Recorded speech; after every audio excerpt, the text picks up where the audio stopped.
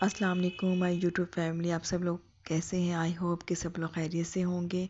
आज मैंने और मेरी फ्रेंड ने डिसाइड किया कि आज हम लोग एवेन्यू का विज़िट करते हैं, बिकॉज़ इसकी बहुत ज़्यादा हाइप क्रिएट हुई हुई थी कि सब लोग का ये कहना था कि ये इस मॉल में सब लोग विज़िट करें, ये मॉल बहुत अच्छा है और यहाँ पे बड़े अच्छे फ़न एरियाज़ बने हुए हैं और शॉपिंग मॉल्स के लिए बहुत अच्छी शॉप्स हैं। सो हम लोगों ने डिसाइड किया और हम लोग एवेन्यू मॉल आए।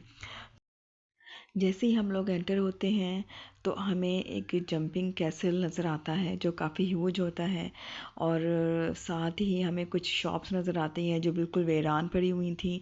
वहाँ पे कुछ ऐसा नहीं था कि हम लोग वहाँ से कुछ परचेज़ कर सकें। आप कैन यू बिलीव मी कि पूरा मॉल खाली था और वहाँ पे कोई भी नहीं था। कुछ ही लोग वहाँ पे जो थे वो विज़िट कर रहे थे। और खैर हम लोगों ने थोड़ी सी विज़िट किया। फिर हमें तो कुछ नज़र नहीं आया। देन फिर लोगों से पूछ पूछ कर हम लोग प्लेडियम तक पहुँचे। प्लेडियम जो था वो थर्ड आई थिंक फ्लोर पर था। फिर हम वहाँ पर गए तो हमें कुछ बेहतरी नज़र आई। तो वहाँ पे जैसे ही हम एंटर हों वहाँ पे हमें इस तरह के कुछ नमूने नज़र आ जाते हैं, कुछ एक्टिविटीज़ नज़र आ जाती हैं। और ये उन्होंने एक फॉर्म बनाया हुआ है, इसको फिल करेंगे और यहाँ पे सारी ये जो रेट लिस्ट लिखी हुई एंटर हुए। और एंटर होते साथ ही हमें यहाँ पे कुछ गेम्स नज़र आई। और ओवरऑल जो है प्लेडियम बहुत अच्छा था और हमने यहाँ पे तो बहुत इन्जॉय किया। लेकिन मैं आपको ऑनेस्ट व्यू बताऊँ इस पूरे मॉल का, इस पूरे मॉल में जो चीज़ देखने वाली है जस्ट वो प्लेडियम है। और इसके अलावा यहाँ पे कुछ नहीं है। यहाँ सिर्फ एक प्लेडियम में यहाँ पे डिफरेंट काइंड ऑफ गेम्स हैं, अदरवाइज़ यहाँ पे कुछ नहीं है। पूरा मॉल वीरान था। वहाँ की जो एलिवेटर्स थी वो मतलब कि इट्स नॉट वर्किंग। और वहाँ पे जो स्टेयर्स बनी थी बिल्कुल वीरान थी, लाइक एक भूत बंगला। और वहाँ पे कोई भी कैन यू बिलीव मी, वहाँ पे कोई भी ब्रांड्स की शॉप मुझे नज़र नहीं आई जहाँ पे हम लोग कोई शॉपिंग कर सकें।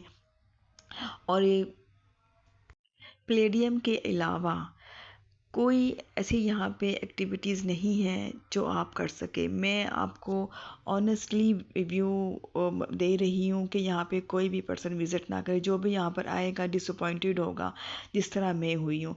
लोगों ने सिर्फ इसके की हाइप क्रिएट की हुई। आई डोंट नो इस तरह के लोग क्यों बातें करते हैं। उन्हीं की वीडियोस देख के मैंने भी डिसाइड किया था कि चले हम भी वेबिन्यू जाएं और इसका विज़िट करें। लेकिन यहाँ आकर मुझे कुछ नहीं मिला।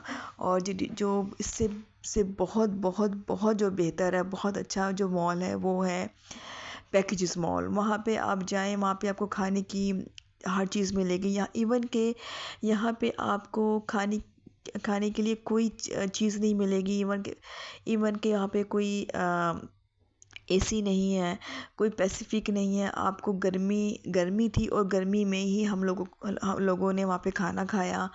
और मैं आपको बता नहीं सकती कि वहाँ पे किस तरह का माहौल हम लोगों ने देखा। खैर मैं आप लोगों को सबको यही रिकमेंड करूँगी कि इस मॉल की तरफ मत आएं। खैर आप इस मॉल की बात तो साथ साथ होती रहेगी। आजकल जो एक बड़ा हॉट टॉपिक चल रहा है ड्रामे को लेके, ड्रामा जो आजकल चल रहा है बिस्मिल, इसके बारे में आपसे मैं थोड़ी बात करना चाहूँगी कि किस तरह एक इंसान आपके साथ पूरी लाइफ स्पेंड करता है और अपनी लाइफ का एक हिस्सा देता है आपको। एक अच्छी हैप्पीली लाइफ आप स्पेंड कर रहे होते हैं और अचानक कि आपकी लाइफ में कोई ऐसा इंसान आता है कि आपको उससे मोहब्बत हो जाती है। मोहब्बत भी इस तरह कि फिर जो आपके साथ जो चलने वाला शख्स है वो आप आपको उसके अंदर बहुत सी बुराइयां नज़र आती हैं। इसी तरह इस ड्रामे में भी यही शो करवाया गया है कि ड्रामा बिस्मिल में पहले वो अपनी पहली बीवी से बहुत मोहब्बत करता है। शो शादी भी उसकी लव मैरिज होती है। बट जैसे ही उसकी लाइफ में दूसरी लड़की एंटर होती है, उसको अपनी बीवी के अंदर खामियां नज़र आना शुरू हो जाती है। अपनी बीवी के अंदर जो डेफिशिएंसीज नज़र आना शुरू हो जाती है कि वो बूढ़ी हो गई है और मर्द जो है हमेशा जवान रहता है। और जस्टिफिकेशन तलाश करता है कि अपने आप को सही साबित करने की, वो जो कर रहा है वो सही कर रहा है क्योंकि उसको भी जीने का हक है। लिसन, जीने का हक तो दोनों का है। अगर यही काम अगर औरत करती है तो डेफ़िनेटली आपको पता है कि सोसाइटी में उसका क्या मुकाम होता है, फिर इसको किस तरह नज़रों से गिराया जाता है, किस तरह उसको डिफ़ेम किया जाता है, किस तरह उसको रिस्पेक्ट किया जाता है। लेकिन वही काम अगर मर्द करे, अगर वही काम मर्द बेवफ़ाई करे तो उसको कोई भी जस्टिफ़ाई नहीं करता। और बड़ा इज़ीली कहा जाता है कि मर्द को तो हक़ है 4 शादियाँ करने का। बेशक उसको 4 शादियाँ करने का हक़ है, लेकिन उसको बेवफ़ाई करने का हक़ नहीं है। वो किस तरह अपनी बीवी के साथ बेवफ़ाई करता है कि एक मर्द के अंदर ये क्वालिटी होती है, मैं तो यही क्वालिटी कहूँगी कि वो अप जब वो बेवफ़ाई करने पे आता है तो औरत की सारी खूबियाँ उसको ख़ामियाँ नज़र आना शुरू हो जाती हैं। उसकी वफ़ा, उसकी मोहब्बत उसके लिए मीनिंगलेस हो जाती है। किस तरह इस ड्रामे में दिखाया गया है कि वो अपनी साथ लेटी हुई बीवी को ख़बर नहीं होने देता कि वो उससे बेवफ़ाई कर रहा है, और रात को किस तरह वो जाता है और रात को ही वापस आ जाता निकाह करके। जब मर्द बेवफ़ाई करता है तो वो बिल्कुल ख़बर नहीं होने देता, और किस तरह अपनी पहली बीवी के साथ भी मोहब्बत मोहब्बत कर रहा है और दूसरी बीवी के साथ भी मोहब्बत निभा रहा है। तो इस तरह के जो मुनाफ़िक इंसान हैं वो किसी के सगे नहीं होते। ना तो पहली बीवी के साथ, ना ही वो दूसरी बीवी के साथ, ना ही वो अपने साथ। मेरा तो ये ख़्याल है कि जब मोहब्बत होती है तो मोहब्बत होती है, और मोहब्बत सिर्फ़ एक बार ही होती है। मोहब्बत जो बार-बार होती है वो मोहब्बत नहीं होती। एनीवे हमें रिस्पेक्ट देनी चाहिए अपने रिश्तों को। जो इंसान आपके साथ एक लाइफ का एक हिस्सा स्पेंड करता है, एटलीस्ट उसको इतना तो हक है, वो इतना तो डिज़र्व करती है औरत कि उसे सब कुछ बताया जाए। उसके साथ लाइफ का वो हिस्सा जो वो आपके साथ स्पेंड करना चाहती है, वो हिस्सा आप किसी और को ना दें। उसके उस हिस्से में सिर्फ उसका हक होना चाहिए। आई डोंट नो कि मर्द ऐसे क्यों करते हैं। जब वो लाइफ का वो जो एंड होता है जिसमें एक दूसरे का साथ बहुत इम्पोर्टेंट होता है, उस हिस्से में आकर औरत तन्हा रह जाती है, और मर्द जो है वो आगे बढ़ जाता है। औरत में भी इतनी हिम्मत होनी चाहिए कि वो मर्द को रिजेक्ट करे, और उस ऐसे मर्द को रिजेक्ट करके अपनी लाइफ में आगे बढ़ जाए, क्योंकि रोज़ रोज़ मरने से बेहतर है कि इंसान एक ही दफ़ा मर जाए। और एक दूसरा ड्रामा जिसकी बहुत ज़्यादा हाइप क्रिएट हुई है, कभी हम कभी तुम। ओवरऑल ये ड्रामा बहुत अच्छा है, एक बड़ा अच्छा कंपैरिजन दिखाया गया है औलाद औलाद में, कि अगर औलाद में कोई एक बेटा ज़्यादा अच्छा कमाता है या एक बेटा कम कमाता है, तो वाले देर भी उसको उसी को प्रेफर या उसी को प्रोटोकॉल देते हैं जो ज़्यादा कमाता है। और इस ड्रामे का जो दूसरा इम्पैक्ट वो जो दिखाया गया है, वो दिखाया गया है कि हर अच्छे बुरे हालात में जो मियाँ बीवी का एक दूसरे के साथ, किस तरह मियाँ बीवी अच्छे बुरे हालात में एक दूसरे के साथ रहते हैं, और किस तरह अपनी लाइफ स्पेंड करते हैं। लेकिन इस ड्रामे में जो लास्ट जो अब जो सीन चल रहे हैं, उसमें एक चीज़ जो दिखाई गई है वो थोड़ी नेगेटिव दिखाई गई है, कि शर्जीना अब ओवर सेंसिटिव हो गई है, क्योंकि जब वो काम नहीं करता था डेफ़िनेटली तो उसके पास टाइम ही टाइम था, तो वो अपनी जो सारा टाइम शर्जीना को दे रहा था।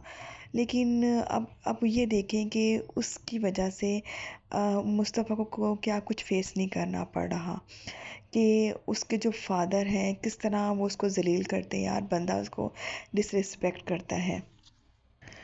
अब जब उसको मौका मिलता है लाइफ में कुछ करने का तो वो बिज़ी हो जाता है।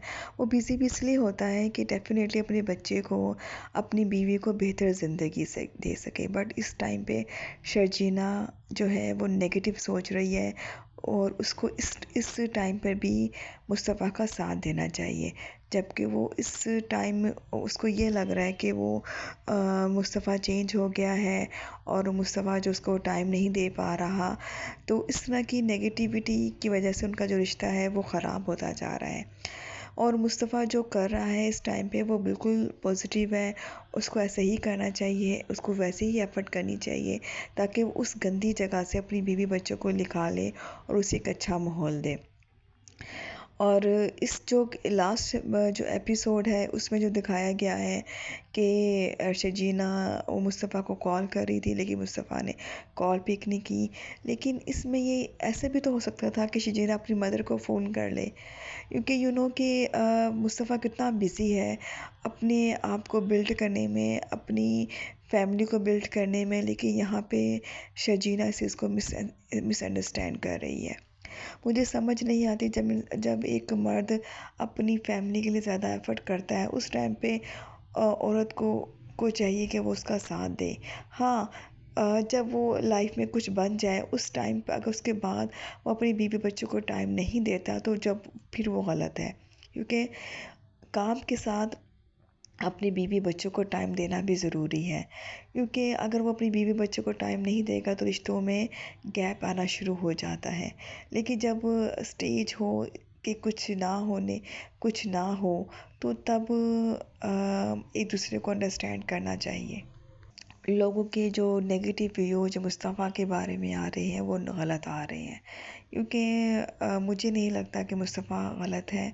मुस्तफ़ा ओवरऑल जो कर रहा है बिल्कुल ठीक कर रहा है। और ये मेरे कुछ व्यूज़ थे ड्रामा बिस्मिल के बारे में। और ये जो है हम कभी तुम जो लास्ट एपिसोड गई है उसके बारे में। तो आप लोग बताइएगा कि मेरे जो व्यूज़ हैं वो किस तरह के थे।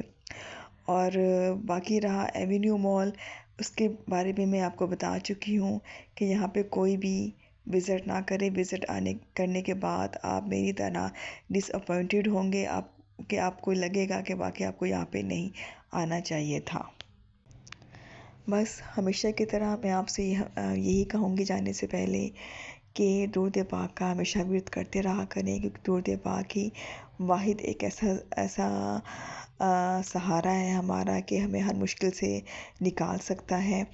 और दुरूद पाक एक वाहिद इबादत है जो हमेशा कबूल होती है। चाहे आप किसी भी हालत में हो, आप उसको दुरूद पाक का विर्द हमेशा करते रहें। और दुरूद पाक जो इंसान पढ़ता है उसकी लाइफ में जो रहमतें और जो बरकतें नाजिल होती हैं, अब उसका अंदाज़ा नहीं लगा सकते। दुरूद पाक पर मैं एक वीडियो बनाऊंगी जिसमें दुरूद पाक की अहमियत के बारे में, दुरूद पाक की फजीलत के बारे में आपको सब कुछ बताऊंगी। दूसरों के लिए आसानियाँ पैदा करें ताकि आपके लिए भी आसानियाँ पैदा हो। हमेशा की तरह ये इस बात पर मैं इस व्लॉग का एंड करती हूँ कि आप लोग, अल्लाह ताला आपको हमेशा खुश रखे, अल्लाह ताला आप सबको अपने ज़मान में रखें। आप बाकी ये जो प्लेडियम है इसका रिव्यू करें, इसको देखें कि यहाँ पे हम लोगों ने किस तरह एंजॉय किया। ओवरऑल बस प्लेडियम के अलावा और यहाँ पे कोई चीज़ देखने वाली नहीं थी। मैं खुदाफिज़ चाहती हूँ, अपना बहुत ख्याल रखिएगा। अल्लाह हाफिज़।